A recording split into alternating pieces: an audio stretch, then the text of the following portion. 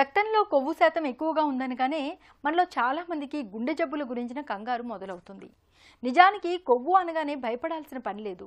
రక్తనాళాల్లో పూడికల్ని తెచ్చిపెట్టే చెడ్డ కొవ్వుతో పాటు రక్తనాళాలని శుద్ధి చేసి మన ఆరోగ్యాన్ని భేషుగ్గా ఉంచే మంచి కొవ్వు కూడా ఉంది. దీన్నే మనం హై డెన్సిటీ లైపోప్రోటీన్ అని, వాడుకలో హెచ్డిఎల్ కొవ్వు అని పిలుస్తాం. మన ఆరోగ్యాన్ని దివ్యంగా ఉంచే మంచి కొలెస్ట్రాల్ను పెంచుకునేందుకు రోజువారీ ఆహారంలో ఎక్కువగా ఏం తినాలో ఏం తినకూడదో ఇప్పుడు తెలుసుకుందాం.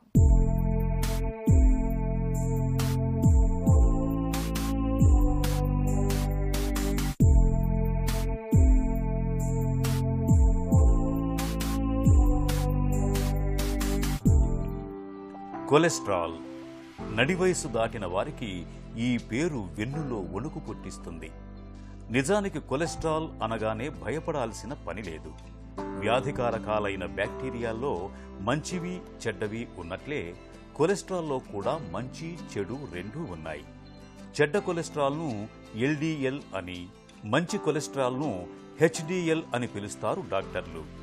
మన రక్తంలో చెడు కొలెస్ట్రాల్ తక్కువగా ఉండాలి, మంచి కొలెస్ట్రాల్ ఎక్కువగా ఉండాలి.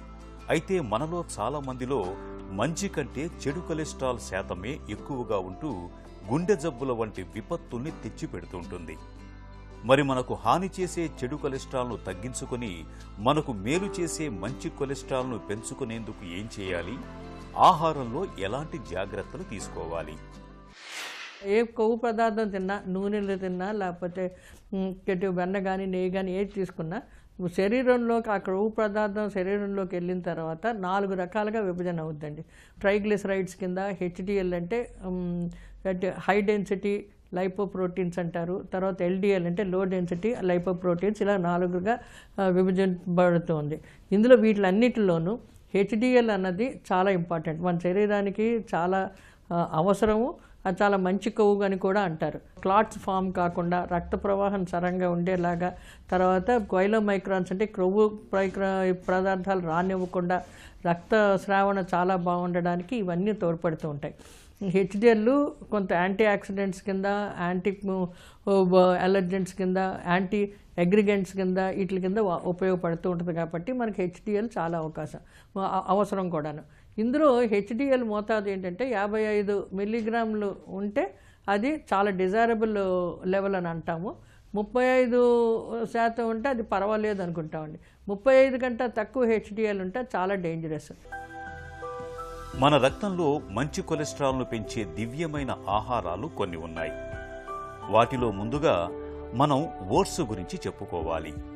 ప్రతిరోజు ఏదో ఒక రూపంలో ఓట్స్ను తీసుకునే వారిలో మంచి కొలెస్ట్రాల్ బాగా పెరుగుతుందని డాక్టర్లు కూడా చెబుతారు. అలాగే ఆలివ్ నూనె కూడా. రోజువారీ వంటల్లో సాధారణ వంట నూనెలకు బదులుగా ఆలివ్ నూనెను వాడుకోవటం చాలా మేలు. ఆలివ్ నూనెలో ఉండే యాంటీ ఆక్సిడెంట్ పోషకాలు మనలో మంచి కొలెస్ట్రాల్ పెరిగేందుకు తోడ్పడతాయి. గింజ ధాన్యాల్లో కూడా పల్లీలు, ఆల్మండ్స్, అవకడో వంటి వాటిలో అసంతృప్త కొవ్వుల శాతం బాగా తక్కువగా ఉంటుంది.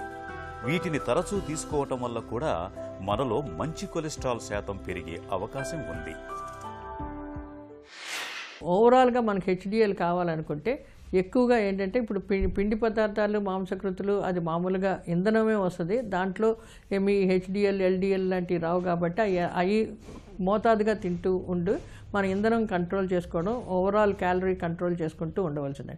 ఇటు కొవ్వు పదార్థాల్లోకి వస్తే సాధ్యమైనంత మటుకు పెరిగే పిల్లలు బాగా యాక్టివ్గా ఉన్న పిల్లలందరికీను ఈ నెయ్యి, తర్వాత వెన్న అటువంటి వాడుకున్న అంత భారం ఏముండదు, అది వాడుకుంటూ ఉండొచ్చు. కానీ ఒక ఏజ్ వచ్చిన తర్వాత అడాలసెంట్స్ లేకపోతే రిస్క్ ఫర్ కార్డియోవాస్కులర్ డిసీజెస్ ఉన్న వాళ్ళందరికీను కంపల్సరీగా నూనె మార్చడం చాలా ఇంపార్టెంట్. ఇప్పుడు నూనెల్లోనూ omega-6 ఫ్యాటీ యాసిడ్స్ వచ్చే నూనె వస్తువులు చాలా ఉన్నాయి. అటువంటి నూనెలు ముఖ్యంగా ఏంటంటే మస్టర్డ్ ఆయిల్ అంటే ఆవ నూనె, ఫ్లాక్సీడ్ ఆయిల్, తర్వాత ఆలివ్ ఆయిల్, గ్రౌండ్నట్ ఆయిల్, ఇవన్నీను వాడుకోవడం మంచిది. ఇంకోటి బ్లెండింగ్ ఆఫ్ ఆయిల్స్ అంటాం. మనం ఈ నూనెలు కూడాను ఒకటే నూనె కంటిన్యూస్గా వాడుకోకుండా ఒక 2-3 రకాలు, నువ్వుల నూనె కూడా మంచిదేనండి. ఈ 2-3 రకాల నూనెలు అంటే ఒక గిన్నెలో కలిపేయమని కాదు, కొన్ని వంటకాలకు ఒక నూనె, కొన్ని వంటకాలకు ఒక నూనె అలా వాడుకుంటూ ఒక 2-3 రకాలు నూనెలుగా వాడుతూ ఉంటే మన ఒంటికి omega-3 ఫ్యాటీ యాసిడ్స్ ఎక్కువ వస్తూ ఉంటాయండి. ఈ తర్వాత ఇంకా ఆహార పదార్థాల్లోనూ మనకి సోయాబీన్స్ తినచ్చు, సోయాబీన్ ఆయిల్ కూడా మంచిదే. ఇప్పుడు దాంతోపాటు ఏంటంటే ఇప్పుడు మనకి మాంసాహారులందరూ ఈ చేప వాడుకోవచ్చు. ఈ చేప తర్వాత రొయ్యలు మంచిది కాదు, చేప కానీ తర్వాత ఏమో చికెన్ కానీ వాడుతూ ఉంటే అది మంచిదేనండి. మనం జాగ్రత్తగా ఓవరాల్ క్యాలరీ ఇంటేక్ అంటే మొత్తం మనకి కావాల్సిన ఇంధనంలో కొంచెం నూనెలో తగ్గించుకొని మనకి ఇప్పుడు ఒక 2000 క్యాలరీస్ వస్తూ ఉంటే అందులో 20% క్యాలరీస్ కొవ్వు నుంచి రావాలి, అంతకంటే ఎక్కువ రాకూడదు. అంటే ఒక 400 క్యాలరీస్ నూనె నుంచి రావాలి. 400 క్యాలరీస్ అంటే మనకి ఒక 20-30 స్పూన్లు నూనె వాడచ్చు, అంతకంటే ఎక్కువ వాడుతూ ఉంటే చాలా కష్టం అండి.